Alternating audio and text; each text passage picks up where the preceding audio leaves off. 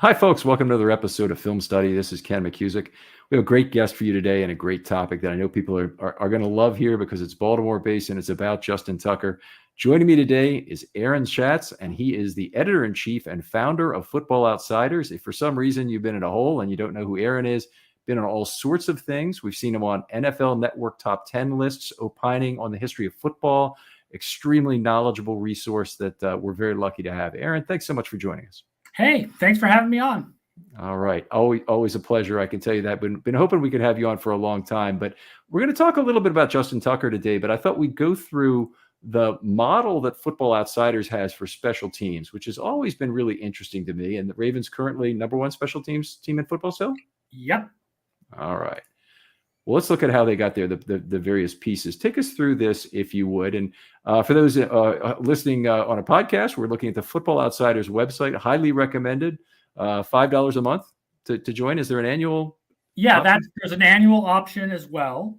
And this is free. Special teams ratings are free, but to get the more advanced stuff, like the ability to filter by week, and our special Friday film study column that previews every game, and our fantasy projections, and our picks against the spread, that all requires a subscription.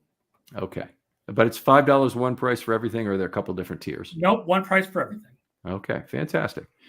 So we have the special teams here, and we're looking across at the various columns. Can you kind of take us through the various pieces of this?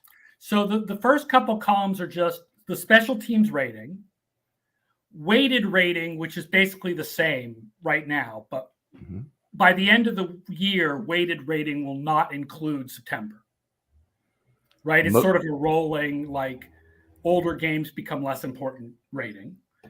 And then Dave, which is our rating that combines the rating from the season with our preseason projections, because we've discovered that, your prior knowledge from the preseason is actually valuable until 3 months into the season. So we still use our preseason projections for a couple of months. And then we break special teams into 5 main categories: field goals and extra points, kickoffs, kick returns, punts, and punt returns. Kickoffs and kick returns and punts and punt returns are based on sort of an expected points added model. Like, what was the expected points added value of this position on the field? What's the expected points added of the position on the field after the punt, and then what's the average number of expected points added that you get from a punt from the 22, let's say, and then how many expected points added was this punt from the 22, and then you subtract them. And so what you get is a estimated value of the field position above average. Field goals works a little differently, and that's what we're going to talk about here. Field goals are based on what is the NFL average from each point on the field in general over the last few years. And so if you hit a field goal, you get points above average. And if you miss, you lose. So for example, if the average number of points from the 50 is, 2.3, hitting the field goal gets you plus 0.7, and missing the field goal gets you minus 2.3. And that's how we do field goals and extra points. Okay, so excellent thing. There's 2 things I want to ask you about with regard to that. One is it not quite a zero-sum game because the trailing nature of what you're comparing it to? So you're trailing, say, to a 3-year average, so you have a generally rising. I try to adjust the baselines every year to get the average for the league as close to 0 for that year as possible. Okay, but you don't adjust after the fact to make an adjustment for the fact that, hey, all kickers are kicking better, so we could maybe adjust this by. No, we do. We adjust. I adjust a little bit each week to try to keep the league average around 0. All right, fantastic. And then a zero-sum game, of course, for the entire league, then you're trying to make it, and that's what you just said, so I don't need to re-say that for you. And the other thing I should point out is that our numbers are adjusted for weather and altitude. Now, I do not put in the specific weather of every game. So I should, say this is sort of a rough estimate weather and altitude adjustment. But basically,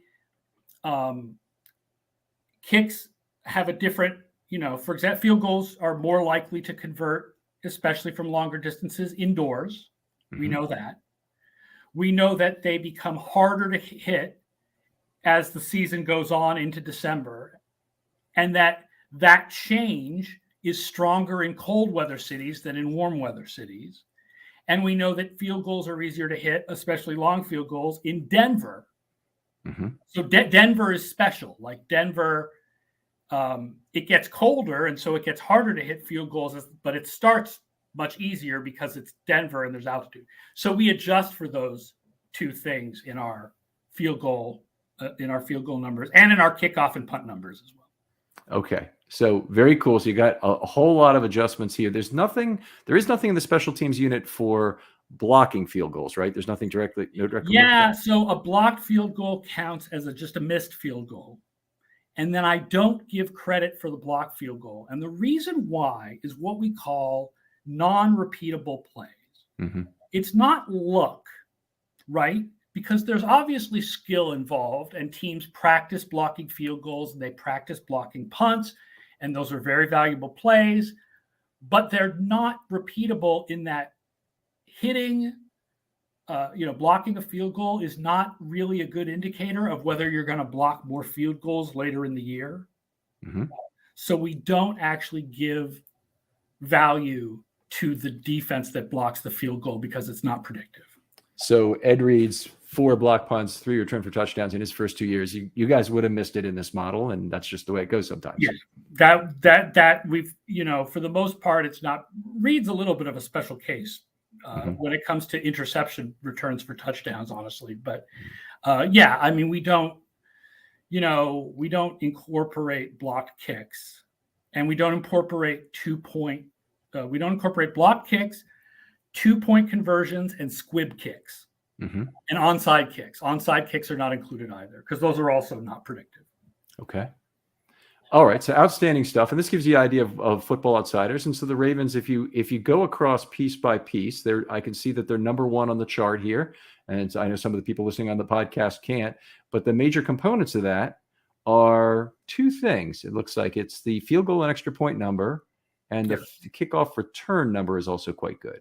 Right. Primarily because Duvernay, it's early in the season, so it's only a 6-game sample. And Duvernay had the touchdown return against Miami. Mm-hmm. I mean, that's one of the reasons why Miami is last in special teams. Although if you take out that kick return, Baltimore would still be first and Miami would still be close to last. Okay. All right. So outstanding. And then when I read the number at the end, which is the unadjusted VOA number. That's without the weather and altitude adjustments. Okay. So I don't want that one. I want I probably want the weighted DVOA or the standard. Yeah, you want the first one. That's the value for the entire season, is just where it says special teams DVOA. Mm-hmm. I call it DVOA. I spell out the letters rather than saying it in some kind of shorthand, but that is their rating for the season. The weighted rating, when we get into like December, then that will be like,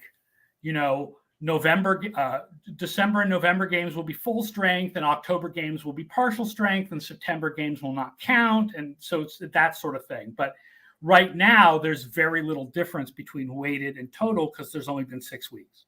Right.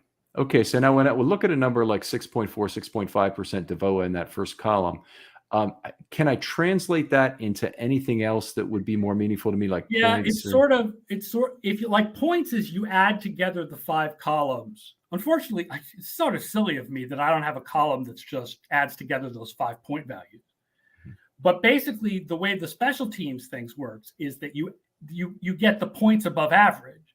So if you add together those 5 columns, you end up with something like 12.2. It's been worth, the special teams have been worth 12.2 points for Baltimore above expectations. And then the DVOA turns that into one of these efficiency percentages, specifically on a scale that allows me to add it to offense and defense. Okay. That was the question. So I can do the whole team, right? The DVOA exists so it can be added to offense and defense. Okay, last question I had about this was Tucker has a points above expected for his field goals. And the question was, does it use the entire league's field goal percentage, or does it take out the Tucker kicks so that he's not competing against himself? No, it uses the whole league. It would be too hard for me to have a different baseline for every player based on the average without that player. It's too complicated for me. Okay. No problem here. So anyway, we're going to look into to Justin Tucker and some of the historical elements next, and got some great slides from Aaron in terms of what to do. And let me make sure I can bring these up here. So I'm going to stop sharing for a second, then we'll present again, and we'll bring up what we wanted to in terms of slides. Make sure I go to the right place here. Okay.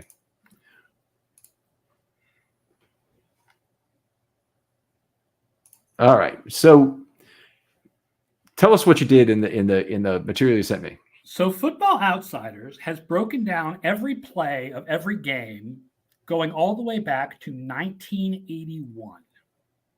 We have 41 and a half years of data right now. And for every year, I've done these special teams ratings.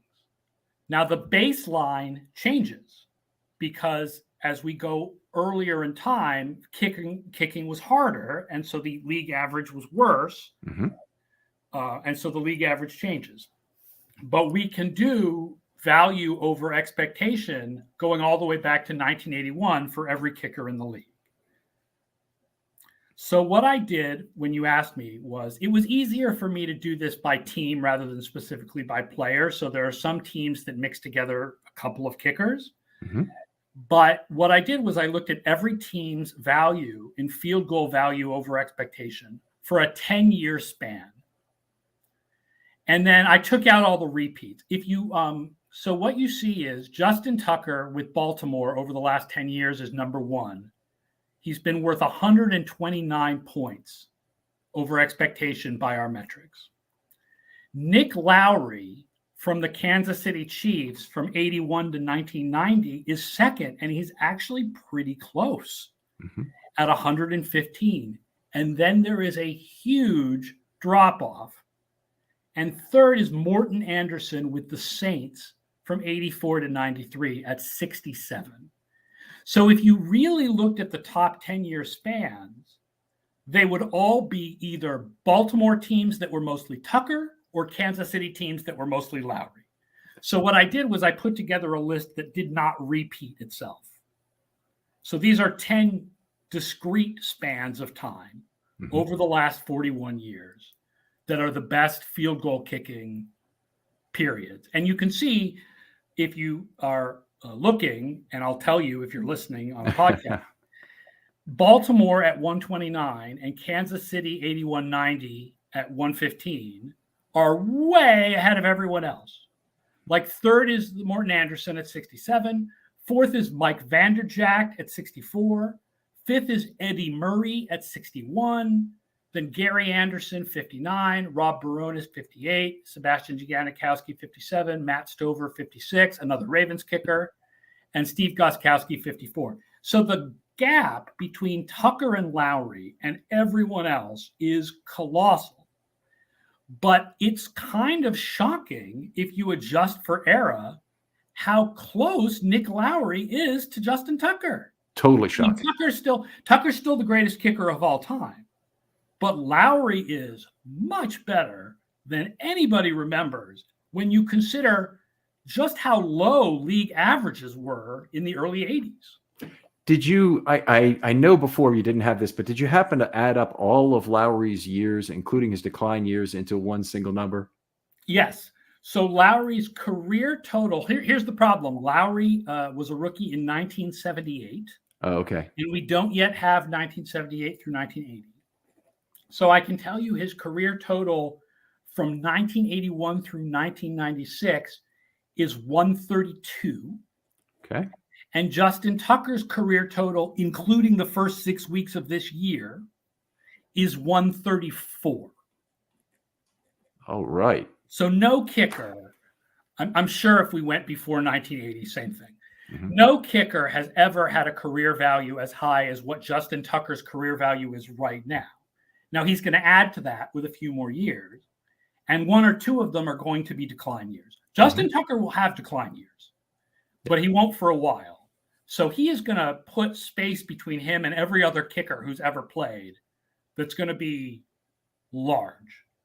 Like if we elected players to the Hall of Fame based on how good they were compared to the average at their position, without considering the importance of the position, Justin Tucker would be a first ballot Hall of Famer.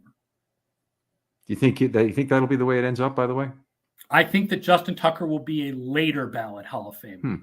I think what'll happen, first of all, this gets into the whole how the Football Hall of Fame works. And it's complicated by the fact that only 5 players can go in per year. And so players have to wait their turn. But there's no question that by the time he retires, Justin Tucker will be easily recognized as the greatest kicker in football history. And he will go into the Hall of Fame. Now, you mentioned a couple of things that really interest me. The first was catching the decline value of a player's career. And we see that in baseball, of course, when the last few years of a player's career, they never hit for the same batting average, particularly a great player, as they did in their early years when they were racking up their great stats. And so there's some decline years you expect from that. And I would expect that Justin Tucker is going to get second chances, maybe with another organization somewhere else. Yeah, that will be at the end of his career. 2030. When he's kicking for London in 2030. Yes, there you go. But like, for example, Lowry was below zero only 1 year of his entire career. And it was his last year, 1996, when he was 40 years old. And Morton Anderson was terrible in his last 2 years. And Stephen Gostkowski was terrible in the 1 year he played for Tennessee. So not every kicker has this happen, but a lot of these guys do hit a point in their late 30s, early 40s where they have a terrible year or two. And you would kind of expect that because there needs to be an impetus to get rid of that guy. And kickers have kicked into their late 40s before. Yeah, but the human body gets weaker, man. That's not, and to be honest, I don't want to diss on kickers here, but if you think about the age curves of most NFL players, what happens is your body breaks down, but your intellect improves, right? And there's a point at which the balance between the two is at its highest, and that's your peak, which is usually around age 26 or 27. For quarterbacks, the intelligence is even more important. So their peak lasts longer because they're getting smarter and they're learning more about the game, even as their body is falling off. I don't think kicking requires quite as much intellect as quarterbacking. No, I mean, I know you have to figure out where the wind is headed, and there's ways that you need to set up depending on whether it's on the left hash mark or the right hash mark. But I don't think it's the most intellectually challenging position on the field if you compare it to quarterback or center. Yeah. Fair enough. Now, one name I don't see on this list that always comes up in kicker discussions is Adam Vinatieri. Now, I know people think of Adam as a guy who is in the Hall of Fame based on or he's not in the Hall of Fame yet, right? He will be. He will be in the Hall of Fame, yes. For making some clutch Super Bowl kicks. Where would he have showed up on this list, or would it even be possible? Because he switched teams, and so there might not be a easy 10-year stretch. So I would have to go and look at what were the best 10 years of his career. My guess is that he would be around 15th or something. Okay. Because he was good. And I say this as a Patriots fan, the idea that Adam Vinatieri was the greatest kicker of all time is ridiculous. Adam Vinatieri has the most clutch kicks of all time because Adam Vinatieri has the most clutch opportunities of all time. If you look at the number of opportunities that every kicker has had since 1981 in the last 2 minutes or overtime to tie or take a lead, Adam Vinatieri has something like 15 more opportunities than any other kicker in the last 42 years. Wow. So he doesn't even have a particularly high rate. Like his actual accuracy rate on these clutch field goals is very average. He's just had more opportunities and a couple of them won Super Bowls. And I think that he's worth going into the Hall of Fame for that, because you put guys in the Hall of Fame in part because of the story you can tell about them. And the fact is the man won 2 Super Bowls with his field goals, but he's nothing close to Justin Tucker as far as the actual best kicker of all time. Am I correct that you're on committees that choose for the Hall of Fame or for the... I am not on the Hall of Fame committee. God, I would love to be. That would be freaking awesome. It would make sense. I am on the AP panel. I am on the Associated Press panel of 50 media people. So I vote for MVP, Coach of the Year, Rookie of the Year, Defensive Player of the Year, and I vote for the All-Pro team. All right. Very, very cool. Let's look at the other slide here just for a second, because we've gone through some of this, but that's Tucker over on the left side at 129 points in his best 10-year span. If we looked at the last 10 years, Tucker would be at 129. Then there'd be a whole bunch of other teams that would be sloping down to the right, down to, you mentioned some very bad teams that would be negative a lot. The worst team of the last 10 years, including, so I added up all of Tucker's career, including this year. Tampa Bay at minus 68, and the Los Angeles Chargers at minus 50. Wow. And obviously for those teams, you're talking lots of different kickers. That's, there was not one kicker going minus 68 for Tampa, because if you go minus 15, you get fired. Yeah. There's some people at the bottom end of the field goal percentage list. Like one of them was the guy who kicked the longest field goal in NFL history at one time. Bert Retchachar was 56 yards. And his position on the list is entirely secure at exactly the spot he is from the bottom, because you can't have 50 kicks and make 15 of them in the NFL now. It's field goals are a very different world. But even, I don't have the numbers in front of me, but going back and doing these years from the 80s, my God, the bad field goal percentage that teams accepted in 1983 compared to 83 was a particularly bad year. With a lot, 83 has the highest standard deviation of field goal value. Like there are a couple of really good years and a couple of really, really bad years. But like what teams were willing to accept from their field goal kickers compared to now is like crazy. This guys brings like 65%. It's bad. Yeah, at one time, and this is during my early days of fan, but probably would have been right around 1980. Rolf Bernerschke was the highest field goal percentage in NFL history, and he was at 75. So it was at that point it was changing every couple of weeks. Yeah, the two worst seasons we've ever measured are both 1983. Tampa Bay at minus 25 and New England at minus 24. Wow. Okay, so that brings me to another question here, which is the NFL has regulated itself, combined scouting, instituted a salary cap, a whole bunch of things since 1980, which create a conform or perish nature to the way scouting, analysis of players, the talent pipeline works. It would have made sense to me if you'd have told me that the general trend was to lower variance in kick outcomes. But we were doing a little bit back and forth by email before, and you said, well, no, that really hadn't been the case, that the 1980s didn't have a general trend for that. No, it's just 2 years that specifically stand out, 1983 and 1985. Other than those 2 years, the standard deviations in the 80s were pretty similar to now. I would love to go back and do the 70s and 60s, though. That's when you really had the gradual change between the front style kickers and the soccer style kickers. Oh man, what the standard deviation must be like in like 1975 and stuff. I'm sure it's huge, because you still have a little bit of that going on from like 81 to 85. Right. That's the. I don't remember when the last straight ahead kicker retired, but I think there were still guys kicking straight ahead in the early 80s. Mark Mosley comes to mind. He won MVP award during the strike shortened year. The worst MVP award ever given in any American professional sport.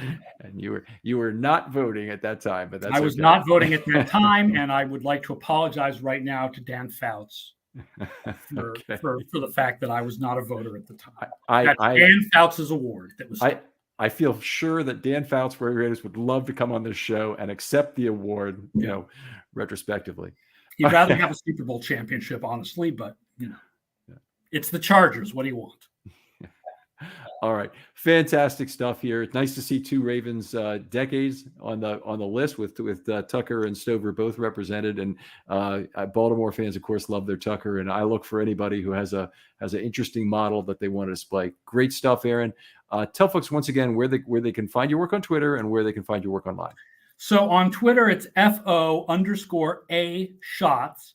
My difficult to spell name is ASCHATZ. And then footballoutsiders.com. If you want to follow us on Twitter, it's at FBOutsiders. The site is footballoutsiders.com, and a lot of free content. But then with a subscription, you get special content. You get our stats on Monday instead of Tuesday if you're a subscription person. You get picks against the spread, including over-under picks. You get fantasy projections. You get special content. There's all kinds of stuff. And you get these numbers going back to 1981. All right. Aaron, thanks for joining us. This is an absolutely cool topic, detailed in a way that I think is very understandable, and I really appreciate that.